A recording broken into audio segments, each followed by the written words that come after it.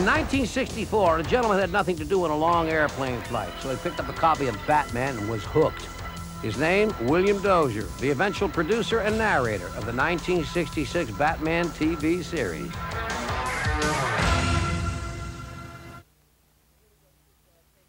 By 1940, the original comic books surpassed the Sunday reprints in newsstand sales. Publishers like Fawcett, Centaur, Fox Features, and Harry A. Chesler syndicates, among others, began introducing titles featuring science fiction, fantasy, war, and animals. It was evident that the comic book market was booming and readers were embracing these new characters as well as the new and exciting superheroes. Max C. Gaines left DC Comics in 1945 and opened up his own company, EC, which began an unsuccessful run of comic books entitled Picture Stories from the Bible and Stories from American History. At the time, EC stood for Educational Comics, which by 1947 was changed to Entertaining Comics by Max C. Gaines' son, William, who was now running the show. When I was a kid, I read science fiction pulps and horror pulps, and they were my favorite reading. So basically, I was putting into comic books the same kind of stuff that I had read as a kid. And since no one had done quite the same thing in comics before, although it was old stuff in pulps, my comics were unique for a while, so everybody imitated them. We had a tremendously talented staff. The stories were good. The artists were the best in the field. And we just put out very good comics.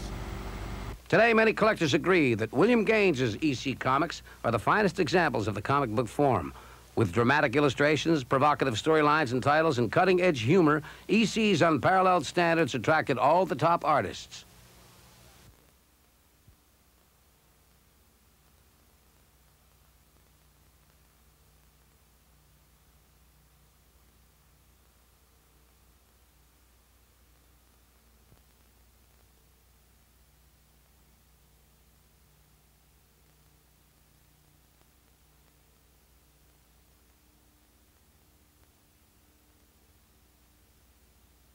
Archie Comics was originally known as MLJ Magazines. The initials came from its founders, Morris Coyne, Louis Cybercleet, and John Goldwaters. Established in 1939 with the help from syndicator Harry A. Chesler, they published the first line of comic books. One of the earliest titles was called Pep. And, as Victor Garlick tells us, Archie is still alive and well in Riverdale, USA. John Goldwater he was one of the founders of the company, and he had this idea for a teenage character, and he had his artist who was working in the art department at the time. He had a few artists working there, and he had them all do likenesses of what he thought this teenage character should look like, and Bob Montana was the first artist to do the likeness of Archie. And so they put the first story of Archie and Pep, and it really took off. There was a very big response to it. It was during the war, and there was a lot of attention drawn to it because it was that tie-in with home, and a lot of soldiers being away overseas, and the whole family unit. And so Archie became very popular. They published the first book in '42, and the rest is history. He was not a superhero, and he was very believable, and that's why Archie's still popular today. He's always remained contemporary with the times, and it's not like he's stood still. I mean, you read Archie stories now, they're certainly a lot different than they were back in the '40s. Quite recently, we added quite a few new titles to the list. One of our most successful ones being Veronica, the Veronica title, and in each issue she travels to a different place. The first one she traveled, it was Veronica in Paris, and Veronica in Germany, Veronica in Mexico. Now we are working on an issue now where Veronica goes to Russia.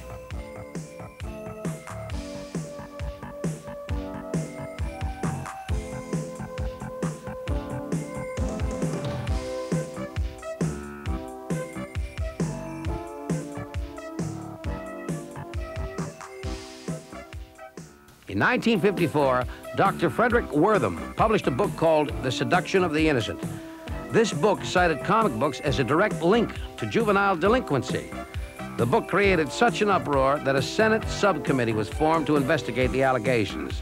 He was a psychiatrist who did believe that comics caused juvenile delinquency. He made a good living believing this for a long time, testifying at different trials of kids that got in trouble and saying they got in trouble because they read comics. Subcommittee was attempting to blame comics for juvenile delinquency on the theory that every juvenile delinquent had read comics. They had also eaten ice cream, but somehow that didn't mean anything. In order to avoid further government intervention, comic book publishers created the Comic Code Authority to maintain their own standards.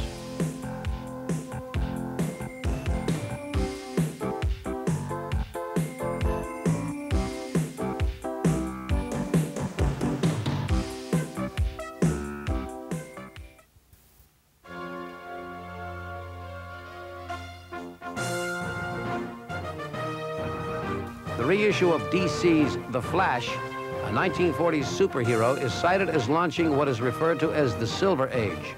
Perhaps the best-known name associated with comic books, besides the superheroes themselves, is Marvel publisher Stan Lee.